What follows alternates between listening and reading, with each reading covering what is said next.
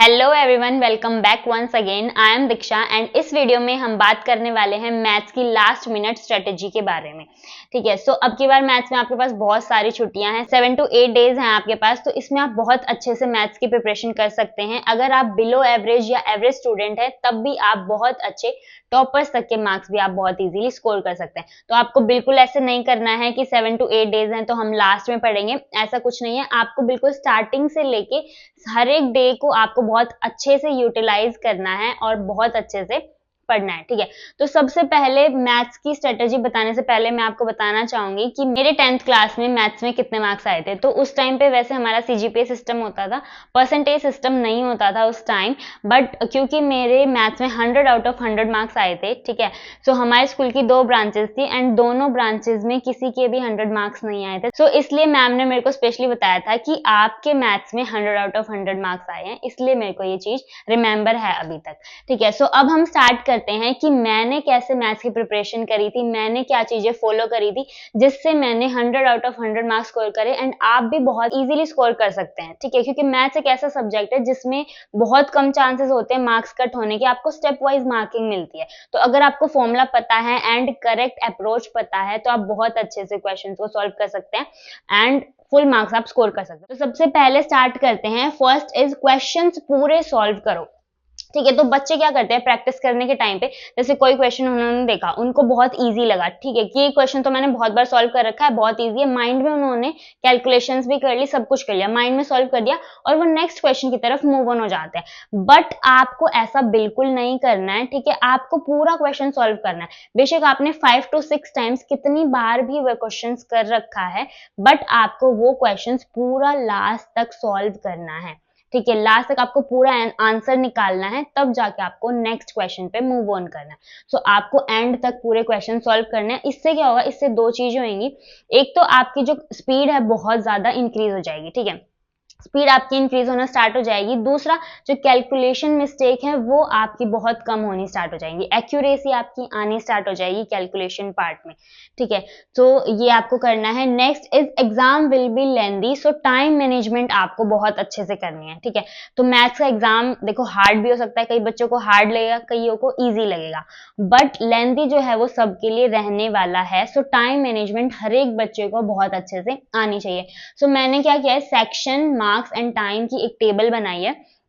तो इसमें आपका जो सेक्शन ए होता है वो 20 मार्क्स का है। ठीक है, तो उसको आपको क्या करना है, आपको 40 मिनट से ज्यादा ए सेक्शन में टाइम डिवोट नहीं करना। पर आप कैसे भी अटेम्प्ट कर सकते हो, आप सेक्शन ए से सेक्शन ई तक जा सकते हो, आप पीछे से भी एग्जाम को स्टार्ट कर सकते हैं, सेक्शन ई से लेके ए तक आप जा सकते हैं। तो आप कैसे भी अपना पेपर अटेम्प्ट कर सकते हैं, बट आपको ये चीजें जो है, ये टाइम आपको बहुत अच्छे से याद रखना है कि सेक्शन ए जब भी अटेम्प्ट करोगे तो उसमें आपको 40 मिनट से ज्यादा 1 मिनट भी नहीं देनी है। ठीक है, सपोज आप सेक्शन ए अटेम्प्ट कर रहे हैं एंड 40 मिनट्स हो गई है, बट आपके 1-2 क्वेश्चन अभी भी रहते हैं, तो आपको वहीं की वहीं उस सेक्शन को छोड़ देना है एंड नेक्स्ट सेक्शन पे आपको मूव ऑन करना है, वरना आपका एग्जाम रह जाएगा एंड जो क्वेश्चंस आपको बहुत अच्छे से आते हैं वो भी आप अटेम्प्ट नहीं कर पाओगे।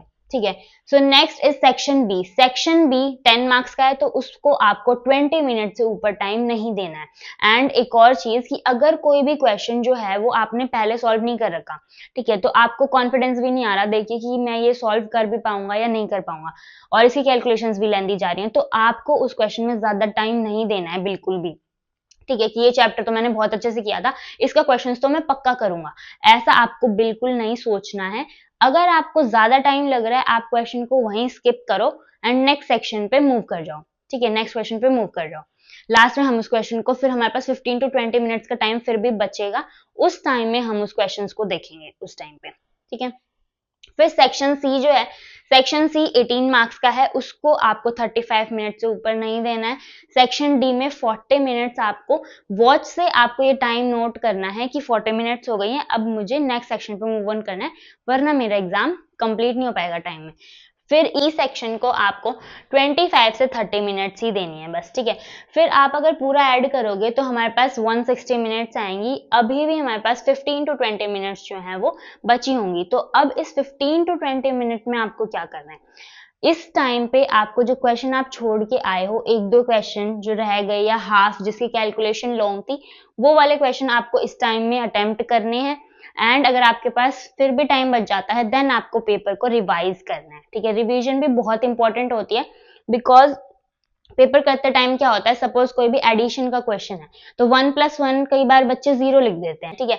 सो ये आपको माइनर कैलकुलेशन का ध्यान रखना है, प्लस माइनस मल्टीप्लाई डिवाइड, ये सारे आपको रिवीजन के टाइम पे चेक करना है, ठीक है। नेक्स्ट, क्वेश्चन देखते ही ब्लैंक हो जाते हो। अगर आपके साथ भी ये होता है कि आप क्वेश्चन देखते हो, कोई भी नया क्वेश्चन आपने देखा और आप ब्लैंक हो जाते हो, बिल्कुल आपको पता ही नहीं चलता कि मेरे को कैसे अप्रोच करना है, कैसे इस क्वेश्चन को सॉल्व करना है, तो उस केस को, उस चीज को आप कैसे ठीक कर सकते हो, आप कर सकते हो ट्राई न्यू क्वेश्चंस। आप न्यू क्वेश्चंस को ट्राई कर सकते हो, ठीक है। आपने एनसीईआरटी पूरी कर ली, ठीक है, अब आपको नए क्वेश्चंस भी ट्राई करने हैं, ठीक है। तो आप पीवाईक्यूज से उसको ट्राई कर सकते हैं, बिकॉज उससे आपको कॉन्फिडेंस आएगा कि मैंने इतने टाइप के क्वेश्चंस कर रखे हैं, ठीक है। तो कोई भी नया क्वेश्चन आएगा तो आप बिल्कुल भी घबराएंगे नहीं। नेक्स्ट इज एमसीक्यू प्रैक्टिस, और आपको एमसीक्यू प्रैक्टिस भी करनी है, ठीक है।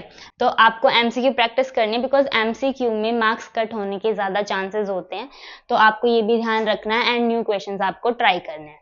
Next is don't skip units, आपको यूनिट्स बिल्कुल भी स्किप नहीं करनी है। जैसे कई बच्चे क्या करते हैं, सपोज कोई सरफेस एरिया एंड वॉल्यूम का क्वेश्चन था, तो सपोज आपने एरिया निकाल लिया बट आप यूनिट नहीं लिखते लास्ट में, ठीक है। तो आपको सेंटीमीटर स्क्वायर, या अगर वॉल्यूम है सेंटीमीटर क्यूब, ये यूनिट्स आपको बहुत ध्यान से लिखनी है। क्वेश्चन में भी आपको ये ध्यान रखना है कि अगर कोई सेंटीमीटर है और दूसरी यूनिट मीटर में है तो आप यूनिट कन्वर्जन भी आपको करना है, ये चीज भी आपको ध्यान रखनी है।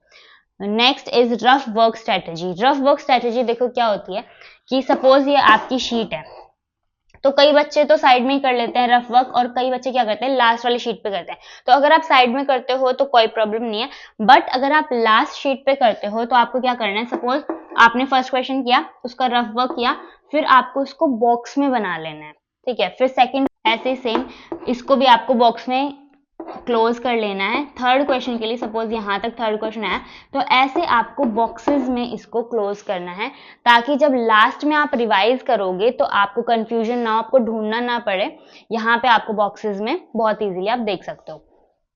Next is put final answer in a box. Final answer निकाल के आप उसको बॉक्स में जरूर क्लोज करो, बिकॉज उससे जो आपकी प्रेजेंटेशन है आंसर शीट की बहुत अच्छी लगती है। Next is right every formula used. अब देखो एग्जामिनर को आपको क्या सोच के चलना है कि एग्जामिनर एक बच्चा है, ठीक है, कि एग्जामिनर को कुछ भी नहीं आता है, तो आपको हर एक फॉर्मूला जो है लिखना है। Suppose sine square theta plus cos square theta is equals to 1 होता है, ठीक है। तो आपको हर एक आइडेंटिटी लिखनी है, हर एक फॉर्मूला यूज्ड भी आपको लिखना है। लास्ट पॉइंट इज फिगर्स बनाओ। हर एक क्वेश्चन में जिसमें भी फिगर की जरूरत है आपको फिगर बना के जरूर आनी है। फॉर एग्जांपल जो एप्लीकेशन ऑफ ट्रिग्नोमेट्री वाला चैप्टर है उसमें आपको फिगर पक्का बना के आनी है। उससे भी दो चीजें होंगी कि एक तो आपको बार बार क्वेश्चन में से नहीं देखना पड़ेगा, तो आपकी मिस्टेक्स होने के जो चांसेस हैं वो बहुत कम हो जाएंगे। दूसरा, तो वैसे वाले क्वेश्चंस आते हैं जिसमें फिगर के भी मार्क्स होते हैं, उससे आपको बहुत बेनिफिट होगा। तो फिगर बनाना भी आपको बहुत इंपॉर्टेंट है, ये चीजें भी आपको याद रखनी है। So this was all about the last minute strategy for maths exam.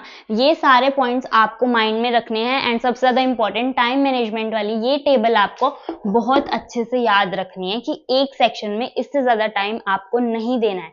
अगर इससे ज्यादा टाइम आप दोगे तो आपका मैथ्स का पेपर छूट सकता है, बिकॉज वो बहुत लेंदी आता है, ठीक है। So all the very best for exam. Thank you very much.